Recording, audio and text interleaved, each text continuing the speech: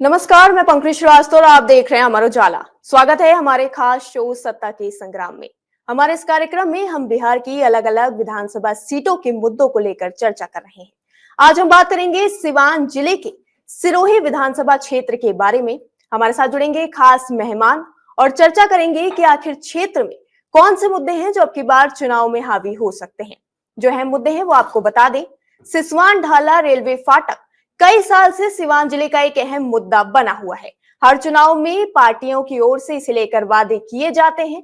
इसे लेकर सभी आवश्यक स्वीकृतियां मिल चुकी हैं, फिर भी यह काम सालों से अधूरा लटका हुआ है। सबसे बड़ी समस्या यह है कि रेलवे फाटक दिन में 2-2 घंटे तक बंद रहता है, जिससे स्थानीय लोग घंटों तक फंसे रहते हैं। आपात स्थिति में भी लोगों को घंटों इंतजार करना पड़ता है। सिवान में कभी 4 चीनी मिल हुआ करती थी, जो हजारों लोगों के रोजगार का जरिया थी, लेकिन वर्तमान में सभी मिलें बंद पड़ी हैं।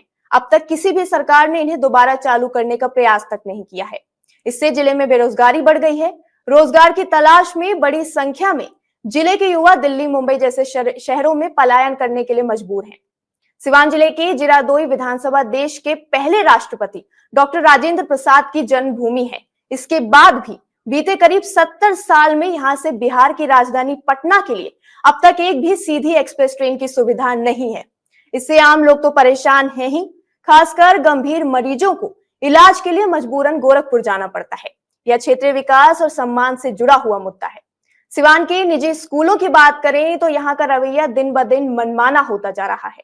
किताबों और एडमिशन के नाम पर मोटी रकम वसूली जा रही है, जिससे मिडिल क्लास परिवारों पर आर्थिक बोझ बढ़ता जा रहा है। लोग चुनाव में इसे भी मुद्दा बनाकर चल रहे हैं। उनका कहना है कि स्कूल संचालकों की मनमानी रोकने के लिए सख्त कदम उठाने चाहिए। वहीं जिले में बिना रजिस्ट्रेशन के कई निजी अस्पताल चल रहे हैं, जहां इलाज के नाम पर मरीजों की जांच से खिलवाड़ किया जा रहा है। ऐसे अस्पतालों की जांच भी लोगों के बीच एक मुद्दा बताया जा रहा है। तो ये थे तमाम मुद्दे जिन पर बात करने के लिए हमारे साथ जुड़े हैं कुछ खास मेहमान। हमारे साथ जुड़े हैं अमरजीत कुशवाहा, सीपीआई माले के विधायक हैं। चंद्रकेतु सिंह जुड़े हैं, जेडीयू के जिला अध्यक्ष। हमारे साथ जुड़े हैं इंतखाब अहमद जी, जनसुराज के जिला अध्यक्ष हैं। श्रीनिवास यादव जी जुड़े हैं, वीआईपी के जिला अध्यक्ष हैं। विपिन कुशवाहा जुड़े हैं, राजद के जिला अध्यक्ष हैं। कुंदन कुमार बीजेपी के जिला उपाध्यक्ष जी हमारे साथ जुड़े हुए हैं। और हमारे साथ जुड़े हैं अमर उजाला के प्रतिनिधि इमरोज अहमद। बहुत स्वागत है आप सभी का। तो सबसे पहले मैं अमरजीत कुशवाहा जी, विधायक जी के पास जाना चाहूंगी। विधायक जी, तमाम मुद्दों पर अभी मैंने आपके समक्ष रखा है, जो तमाम कमियां हैं, क्षेत्र में विकास नहीं किया गया। क्या मान रहे हैं आप, क्या कमी है आपकी ओर से, क्यों नहीं विकास किया गया इस क्षेत्र में? जी विधायक जी।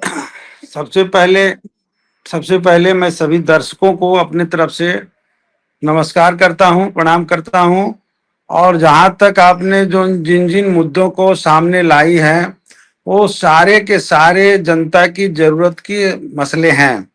20 साल से बिहार में डबल इंजन की सरकार रही है। लगातार साल से 11 साल से केंद्र में भी, और यहाँ 20 साल से एनडीए की सरकार रही है। लेकिन जिन मुद्दों को आपने लाया, खास करके रेलवे फाटक का मुद्दा, आज भी वो अधूरा है। और कुछ लोग का कहना है कि शायद इस वर्ष वो बनेगा। अभी पिछले दिनों सिवान की एक बैठक में यह बात आई थी, लेकिन अभी तक उसमें कोई शुरुआत नहीं है। बहुत जरूरी है। जहां तक रोजगार के लिए चीनी मिलों की बात है, सूता फैक्ट्री की बात है, तो सूता फैक्ट्री तो बिक गया, वहां इंजीनियरिंग कॉलेज खुल गया है, और सारी चीनी मिलों की जमीन जी अमरजीत जी, मैं ये जानना चाहूंगी कि मसले चल रहे हैं, तो सरकार जो फाटक का काम है, तो मैं वही पूछ रही हूँ कि उसका विकास क्यों नहीं हुआ? सालों से अटका हुआ काम है, आज तक क्यों नहीं हुआ? नहीं, सरकार इसको करने में, अब केंद्र सरकार का मामला था, केंद्र सरकार आज तक उसको सामने नहीं पाई है। असफलता है सरकार की। जी, इस सरकार को जनता का काम करना नहीं है, केवल समाज को बांटने का काम करना है। उसी दिशा में बढ़ रही है। जनता का काम हो कहाँ रहा है? नहीं हो रहा है। हम लोग तो इन मुद्दों को विधानसभा के भीतर पटल पर लाते रहे हैं।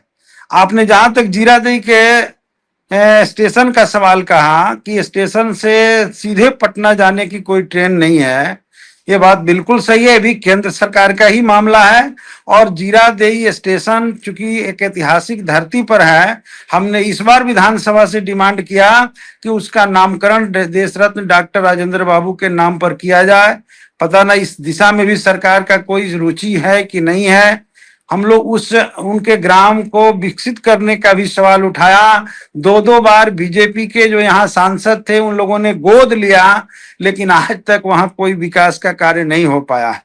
और अभी मेरे बहुत संघर्षों तो के आप बदौलत ये कहना चाह रहे हैं कि ये सरकार की असफलता है, जितने भी काम नहीं हुए क्षेत्र में विकास के वो सरकार की असफलता है? जी, मैंने तो अपना सारा जो है विधानसभा के भीतर और सड़क पर इन सारे मांगों को उठाते रहा हूं, और मेरा काम जो है मैं करते रहा हूं। करना तो सरकार को है, सरकार अभी तक कर नहीं पाई। जी, मैं कुंदन कुमार जी के पास जाना चाहूंगी, बीजेपी के जिला उपाध्यक्ष हैं। कुंदन जी, अभी आपने सुना विधायक जी ने क्या कहा, सरकार की असफलता है, केंद्र में सरकार ने काम नहीं किया है। क्या कहना चाहेंगे जवाब में?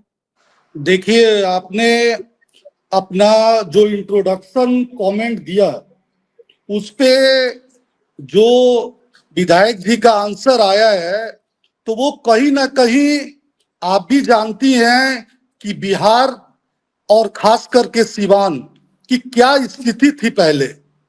नीतीश कुमार की सरकार और हमारे नरेंद्र मोदी की सरकार ने सबसे पहले हमने ये विकास की जो बात कर रहे हैं, पहले आए दिन यहाँ नरसंहार होते थे। हमने बेसिक इंफ्रास्ट्रक्चर को, जो बिजली है, पानी है, सड़क है, स्वास्थ्य है, इसको हमने दुरुस्त करने का काम किया है। आज पूरे रेलवे सीवान जिले फाटक में वाला आप काम देख क्यों नहीं लीजिए, हुआ?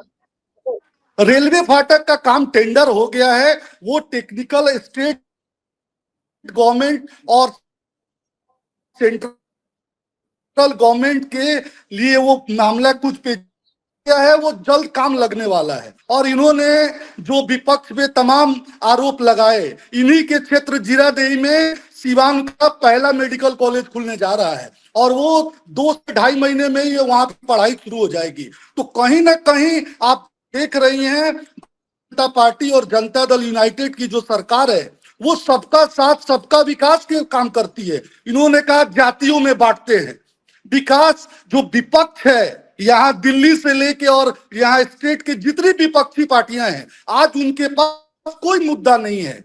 आज हम विकास क्यों उस तरफ बढ़ रहे हैं। आज रोजगार की बात हो रही है, युवाओं में लगातार आप वैकेंसी के माध्यम से, बीपीएससी के माध्यम से हम तमाम लोगों को रोजगार दे रहे हैं।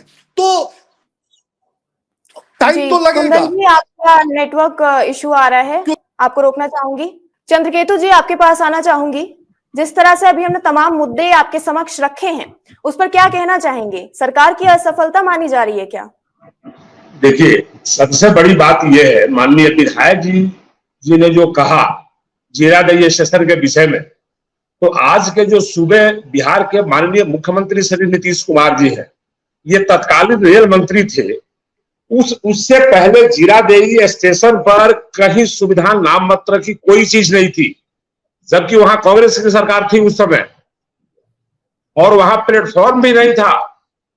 तो माननीय नीतीश बाबू जब रेल मंत्री हुए तो वहां का जो प्लेटफॉर्म है, एक प्लेटफॉर्म को वहां ऊंचा कराया गया, दूसरा नया प्लेटफॉर्म बनवाया गया, ऊपरी पथगामी बनवाया गया, और डायरेक्ट ट्रेन की बात हो रही है, वहां तो कोई एक्सप्रेस ट्रेन का ठहराव भी नहीं था।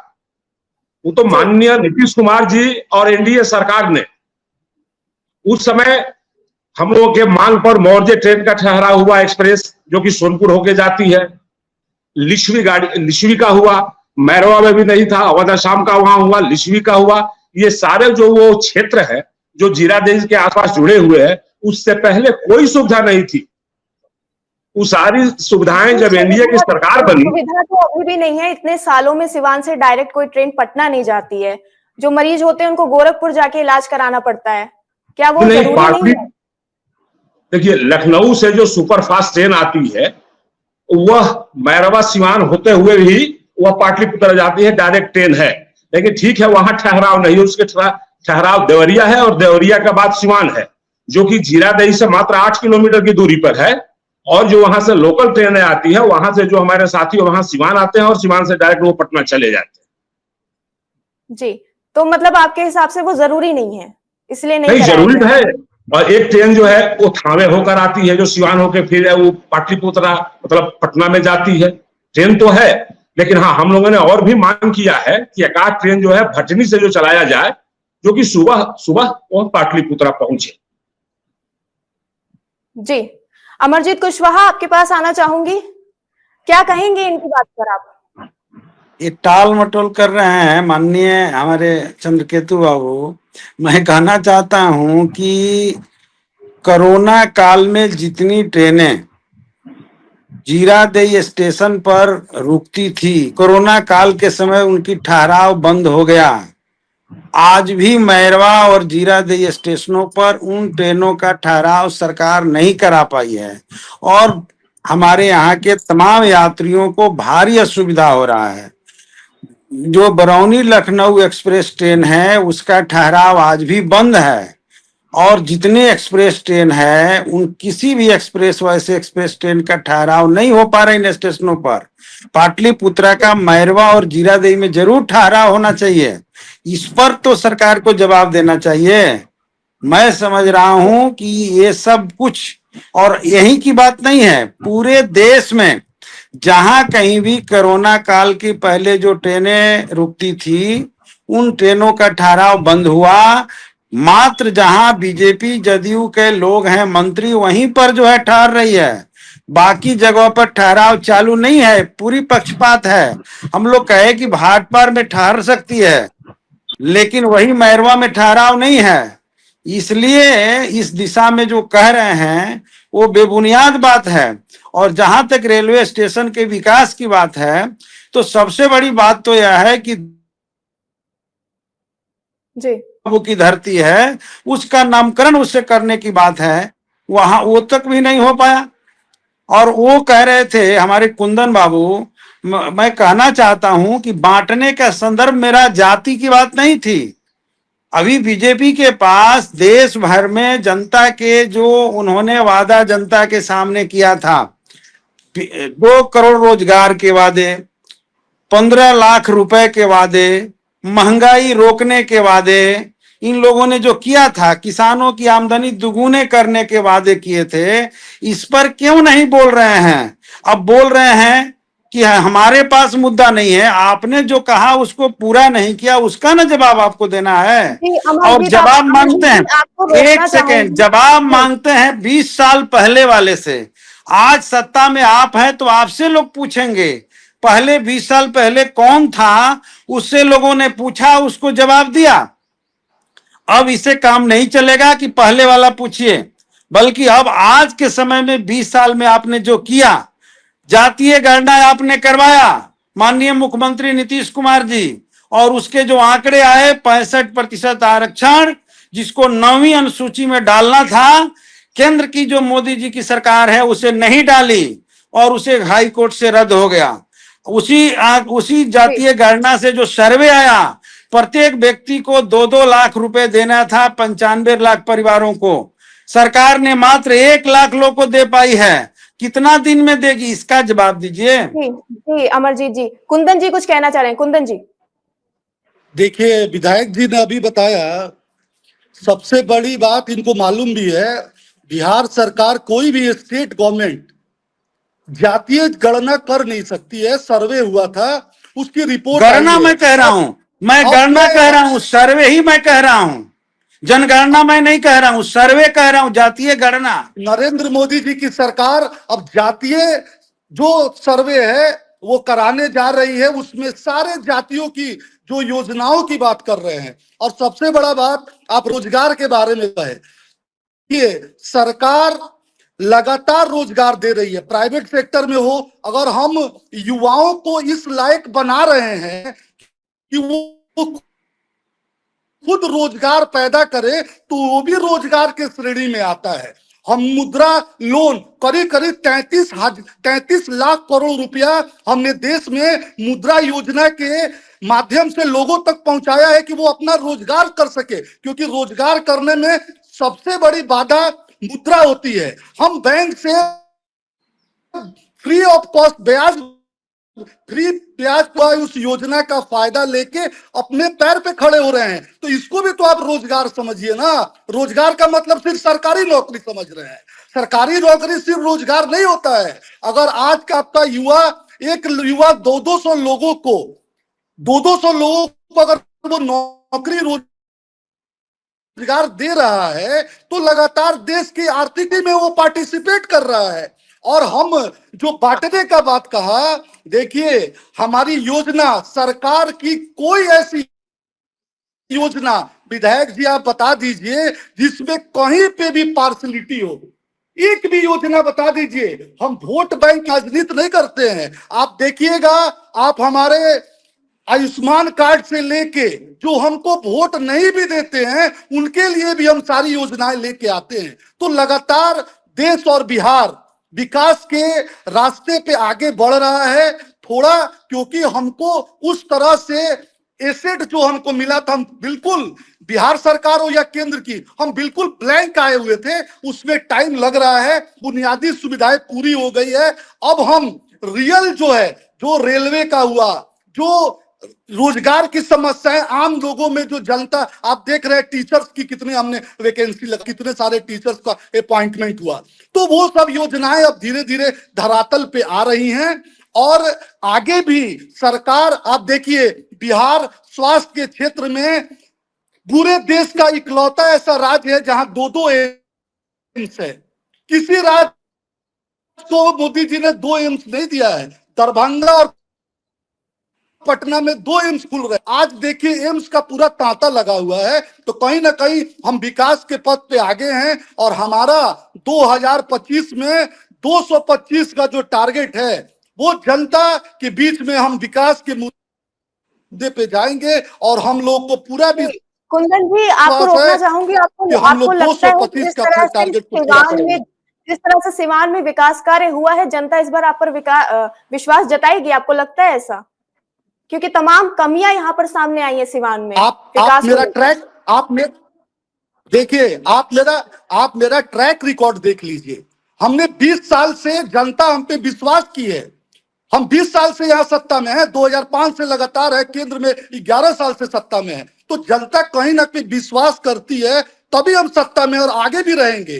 अब तो और भी जितने भी विपक्ष अब ये संविधान लेके घूम रहे थे, अब जनता जो विपक्ष को घुमा रहे थे संविधान, देखिए हरियाणा और जम्मू और यहाँ महाराष्ट्र में जनता ने इस संविधान का, इनका जो प्रोपेगेंडा था उसकी हवा निकाल दी। और आने वाले चुनाव में बिहार में भी हवा निकालेंगे। तो जनता के बीच में हम जाएंगे। हमको पूरा विश्वास है कि पिछले 20 साल से जो जनता ने हम पे विश्वास किया है, आगे भी जनता हमको अपना समर्थन देगी। के मार्ग पर बिहार आगे बढ़ेगा। जी जी, अमरजीत जी आप कुछ कह रहे थे? जातीय गणना का जहां तक सवाल है, जातीय गणना ही हम लोगों ने 18-17 महीना की सरकार ने कराई।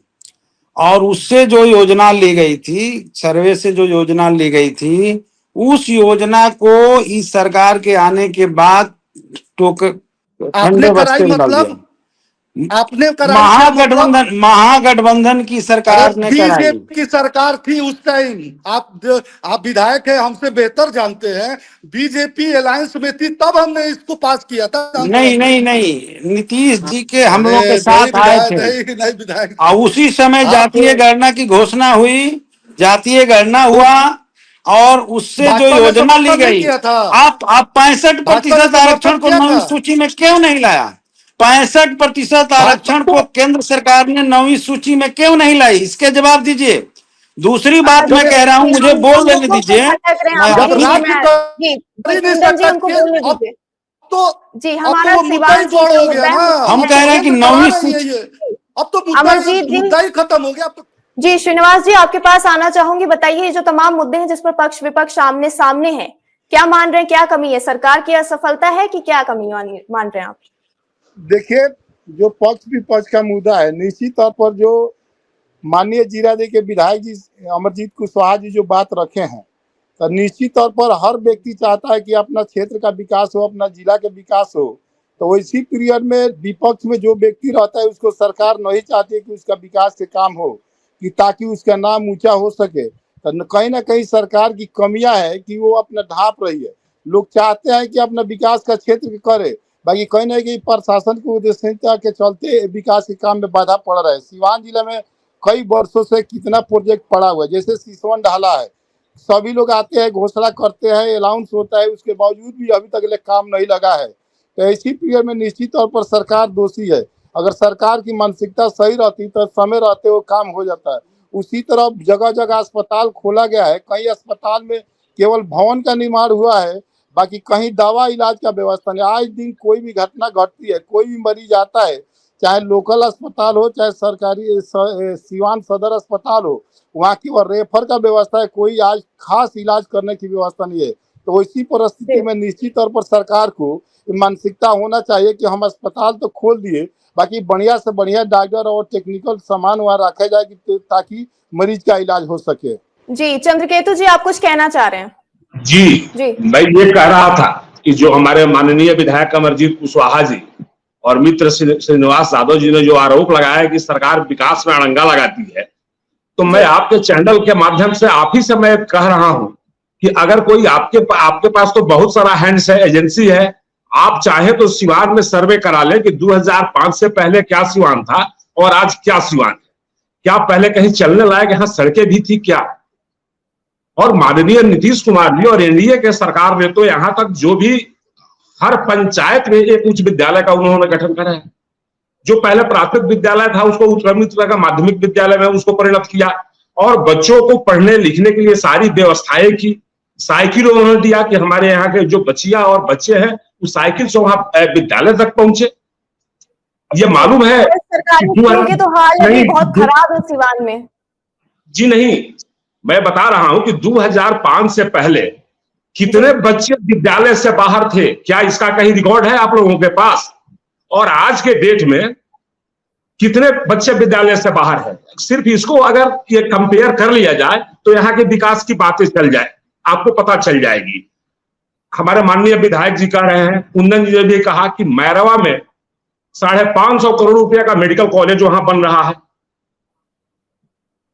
आईटीआई कॉलेज है वहां, इंजीनियरिंग कॉलेज का निर्माण हुआ है, पारा मेडिकल कॉलेज का महाराजगंज में निर्माण हुआ है, बीएससी नर्सिंग कॉलेज का निर्माण हुआ है। यहाँ तो पढ़ने और पढ़ाने की जो व्यवस्थाएं मिलनी चाहिए, सारे व्यवस्था ये एनडीए गवर्नमेंट प्रोवाइड करा रही है। इमरोज अहमद जी के पास जाएंगे। इमरोज जी, तमाम मुद्दों पर बात की है, सिवान में क्या ऐसे मुद्दे हैं जो यहाँ पर रह गए हैं जिस पर हमें चर्चा करनी चाहिए? सबसे बड़ी चीज तो ये ज्वलनशील मुद्दा है जो आंध्र ढाला का है, रेलवे फाटक का। कई गांव जुड़े हुए हैं दोनों तरफ से। सिवान शहर का काफी लोग वहां से आते हैं मार्केटिंग करने, डॉक्टर को दिखाने, इलाज कराने, लेकिन तमाम कागज पे कार्रवाई हुआ, काम हुआ, उसके बाद से जमीनी स्तर पे कोई कार्रवाई हो नहीं पाई, मतलब कोई काम नहीं हो पाया। क्या फंड हो गया, क्या फंड आ गया, सब कुछ हो गया, 2-2 बार क्रेडिट भी ले लिया गया, लेकिन ऐसा नहीं हुआ। और अस्पतालों की हालत भी बहुत खराब है। जो प्राइवेट अस्पताल निजी चल रहे हैं उनमें तो ये हाल है कि आज तक किसी का चेक जल्दी नहीं होता है कि लाइसेंस होना चाहिए या नहीं होना चाहिए। अवैध अस्पताल इतने ज्यादा हैं कि अगर कोई मरीज चला जाए तो वो जमीन बेचकर ही इलाज करा पाएगा। ऐसे दोहन होता है मरीजों का। अगर नजदीक से कोई देख ले, समझ ले उन चीजों को, तो आंख से आंसू निकल जाए। लेकिन जो तमाम हमारे नेता हैं, बस नेता बन गए हैं, उन्हें इन चीजों से कोई वास्ता नहीं है, या कि ये किसी भी दल के नेता हो, ये सबके लिए है। और इलाज बीमार सब कोई पड़ता है, सारे दल के लोग पड़ते हैं, लेकिन क्या वही बात है, कोई इस पर ध्यान नहीं है। जी, ये कुछ जमीनी मुद्दे थे जिसपे अमरजीत जी आपसे जानना चाहूंगी। भवन के बारे में बड़ी बड़ी चर्चाएं कर रही है, मैं मानता हूं, लेकिन अभी अस्पतालों में डॉक्टर के पर्याप्त हैं? अभी हम किसी भी डिपार्टमेंट में एनएम जीएनएम की जो जरूरत है हॉस्पिटल में है? ड्रेसर तक मैरवा में नहीं है। 8 के अगेंस्ट 2-3 डॉक्टर काम कर रहे हैं और उद्घाटन के दिन दवाइयां आती है फिर चली जाती है। जैसे ही मरीज जो है सिवान सदर अस्पताल में पहुंचते हैं, बिल्डिंग जरूर है लेकिन रेफर लिख दिया जाता है और वो लोग जाकर या तो प्राइवेट में करावें। पटना पहुंचने के बाद किसी भी अस्पताल में तमाम कहने के बावजूद भी सीरियस पेशेंट को कहा जाता है कि बेड नहीं है। पटना में किसी भी मरीज को बेड नहीं मिलता है, और जब हम लोग के पास फोन आता है, हम लोग प्रयास करते करते थक जाते हैं, गाली सुनना पड़ता है। तो स्वास्थ्य की सारी दावा फेल है। और जहां तक बात कही है, 20 साल के भीतर बिहार गरीबी की ओर बढ़ा है। सर्वे के डाटा बता रहा है कि बिहार के 34% लोग मात्र 6,000 रुपए से कम आमदनी पर जी रहे हैं। अगर 10,000 रुपए का डाटा लिया जाए तो 64% लोग बिहार के उस दायरे में है। बिहार में गरीबी बढ़ी है, भूखमरी बढ़ी है, कुछ बिल्डिंग बनी है, कुछ सड़कें बने हैं, कुछ पुल बने हैं जो लगातार भ्रष्टाचार के शिकार हो रहे हैं। अभी कार्यालयों में घूसखोरी, थाना में बैठे बिना पैसा का एक काम नहीं हो रहा है। एक पूरा का पूरा लॉ एंड ऑर्डर फेलियर हो चुका है। और अब आप दावा नहीं कर सकते कि बिहार में सुशासन है। बिहार में जलाद राज कायम हो गया है, महिलाओं के साथ रेप हो रहा है। महिलाओं को, अभी मैं मुजफ्फरपुर की घटना है, देवरिया थाना के दरोगा महिला के पूरे नग्न करके पिटाई करता है और सरकार चुप्पी साध लेती है। कुल मिलाकर के पूरे बिहार की स्थिति बहुत नाजुक है, और ऐसे में बिहार बदलाव की ओर बढ़ गया है। इस बार भारी बहुमत से इंडिया की सरकार बनेगी और इन लोगों का सुपड़ा साफ होने जा रहा है। ये सारे सिवान में विकास के दावे फेलियर हैं। हम तमाम जगहों पर देख रहे हैं, कहीं कुछ नहीं हुआ है। बहुत बड़े बड़े आरोप लगा दिए सरकार पर, क्या कहना चाहेंगे जवाब में? देखिए, जितने सारे आरोप विधायक जी ने लगाए हैं, वो सारे आरोप विपक्ष का भूमिका लोकतंत्र में सकारात्मक होता है। और यहाँ भी विपक्ष की जो भूमिका है ना, वो नकारात्मक है। ये जितना एलिगेशन लगा रहे हैं ना, अगर यही एलिगेशन अगर सच मान ले तो बिहार की जनता 20 साल से नीतीश कुमार जी को मुख्यमंत्री कभी नहीं बनाती। इनकी बातों का यही प्रूफ है। और बात हम एकाएक सबसे, जो श्रीनिवास यादव जी ने कहा अभी, तो हम एक एक करके सबका जवाब देते हैं। वो स्वास्थ्य से जुड़े हुए हैं। श्रीनिवास यादव जी स्वास्थ्य से जुड़े हुए हैं, और स्वास्थ्य के बारे में सरकार को लेकर निगेटिव बात यहाँ बता रहे थे। वो हम उनको आए दिन देखते हैं, मदद करते हैं लोगों की, अच्छी बात है। लेकिन जो सुविधा सदर अस्पताल पीएससी में अगर वो लेते हैं पहले और आज के तुलना में, श्रीनिवास यादव जी भी अच्छी तरह से जानते हैं कि सीवान में स्वास्थ्य की क्या स्थिति थी। जब डॉक्टर किसी पेशेंट को देखता था तो दवा बाद में लिखता था, और अपने पर्ची पे मोमबत्ती और माचिस पहले लिखता था कि इसको लेके साथ में रुई और बैंडेज आना। आज बेसिक इंफ्रास्ट्रक्चर बन गया है। डॉक्टर की जो बात की, देखिए डॉक्टर एक दिन में तैयार नहीं होते हैं। आज बिहार में लगातार मेडिकल कॉलेज खुल रहे हैं। हम लगातार बोले ना, हम उस सुविधा की तरफ अब बढ़ रहे हैं। जो बच्चे निकलेंगे मेडिकल कॉलेज से, जो डॉक्टर बन के निकलेंगे, तो हम उनके लिए जो इंफ्रास्ट्रक्चर है वो हम लोगों ने लगातार तैयार किया है। जो मैरवा में जो विधायक जी का क्षेत्र है, 900 करोड़ रुपए का मेडिकल कॉलेज बन रहा है। आज तक जीरादेई का और सीवान के लोग कभी सोचे भी नहीं होंगे कि सीवान में मेडिकल कॉलेज भी खुलेगा। तो हम, लेकिन तो ये कहना हम कह रहे हैं कि दिन हवाएं आती हैं और वापस चली जाती हैं। ऐसा कुछ नहीं है। बोले ना सकारात्मक देखिए, जब सकारात्मक सोच के साथ किसी चीज को देखेंगे ना, तो उसमें आपको पॉजिटिवनेस दिखेगा। अब ये बात कह रहे हैं हमारे भारत के पहले राष्ट्रपति डॉक्टर राजेंद्र प्रसाद जी की पावन भूमि है जीरादेई। मैं इस बात को मानता हूं। मैं जो विकास वहां हुआ है, हम लोग और भी अधिक, ज्यादा से ज्यादा हम उस विकास को और आगे बढ़ाएंगे। हम जीरादेई को जिस तरह नहीं है, हम जीरादेई में कोई विकास नहीं हुआ है। आगे आने वाले दिनों में जीरादेई, बताइए, जो राजेंद्र बाबू के नाम से जाना जाता था, विकास के मामले में 20 साल आपको दिया गया। 20 साल नजीर बनेगा। 20 साल कम नहीं होता है। माध्यम से इस बात को मैं 2 पीढ़ियां, एक नई पीढ़ी तैयार हो गई 20 साल के भीतर। अब विधायक एक जी, नई पीढ़ी तैयार हो गई। आपने 20 साल आपने में अभी आप इंफ्रास्ट्रक्चर तैयार करेंगे तो कितना आप दिन में विकास की प्रक्रिया आगे बढ़ेगी? 20 साल में अरे इंफ्रास्ट्रक्चर विधायक जी, आप आप तैयार जो बात करेंगे कर रहे थे और कि 17 महीने की सरकार में मात्र जो वैकेंसी निकला उसके अलावा कोई वैकेंसी उससे पहले सरकार ने नहीं निकाली शिक्षकों की। जो भी निकला आप उसी समय से शुरुआत उस हुआ। आप उस बताइए सर, कि मरीज जब उस जा सरकार रहे का हैं मुखिया पटना कौन था? में, उस सरकार का मुखिया कौन था? आप आप लोग बताइए। आप 17 महीने बताइए। की ना नीतीश कुमार थे। मुखिया तो को भी हमारे क्रेडिट पर मिलता जाने है। पर हुआ और ना, आप लोग जब तक नहीं थे तो नहीं, नहीं उसके होने दिए। उसके उसके नेता क्या तेजस्वी यादव थे क्या? उसके नहीं, मुखिया भी मुखिया नीतीश कुमार थे। बिल्कुल, लेकिन तेजस्वी यादव और हम लोग के प्रयास आप से जो शुरू हुआ, नहीं तेजस्वी तो यादव नहीं का हुआ होता। क्रेडिट लेते हैं ना, हमारा जो वो वादा था नीतीश कुमार का उसके जरिए क्रेडिट हुआ। है।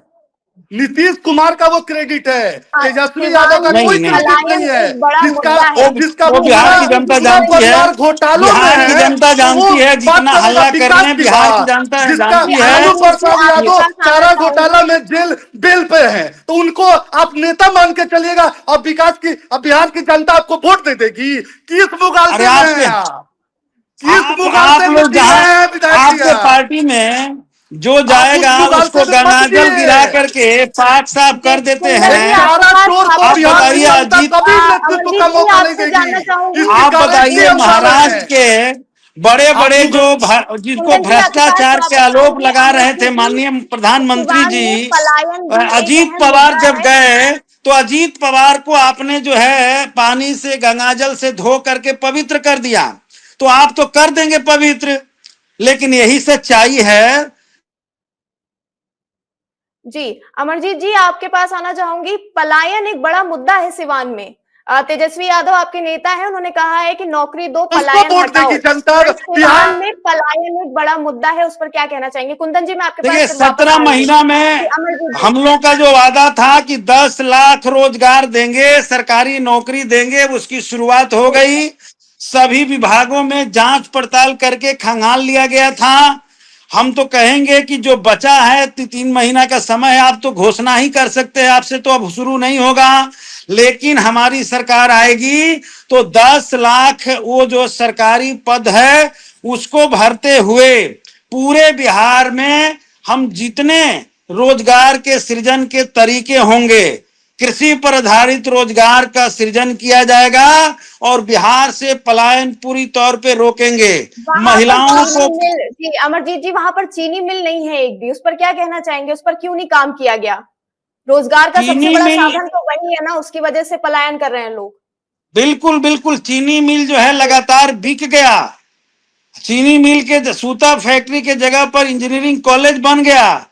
बिहार के भीतर बताइए, ठीक है बदहाली आप कह रहे हैं 20 साल पहले, क्योंकि आपको तो 20 साल का जवाब देना है, हिसाब देना चाहिए।